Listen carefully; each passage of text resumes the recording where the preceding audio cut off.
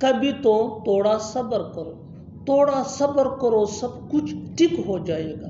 तुम्हें थोड़ा सब्र करना चाहिए, थोड़ा सब्र करना। इसके लिए आपको यूज करना होगा इंग्लिश में हैव सम पेशेंस।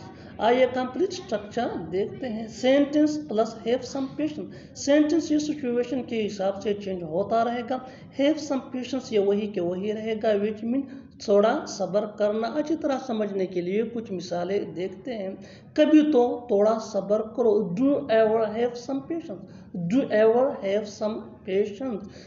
थोड़ा सब्र करो, सब कुछ ठीक हो जाएगा। Everything will be fine, have some patience, everything will be fine, have some patience. तुम्हें थोड़ा सब्र करना चाहिए, you should have some patience, you should have some patience. बिल्कुल फार्मूले को हम स्टेप बाय स्टेप फॉलो कर रहे हैं। आप भी इस फार्मूले के बेस पे ऐसे जुमले सीख सकते हैं अंग्रेजी जुबान में आसानी से। That can be really helpful for you. One more example for better understanding. थोड़ा सब्र करो, थोड़ा सब्र करो, have some patience, have some patience. और आखिर में ये सेंटेंस आपके लिए कमेंट सेक्शन में इसका जवाब जरूर देना।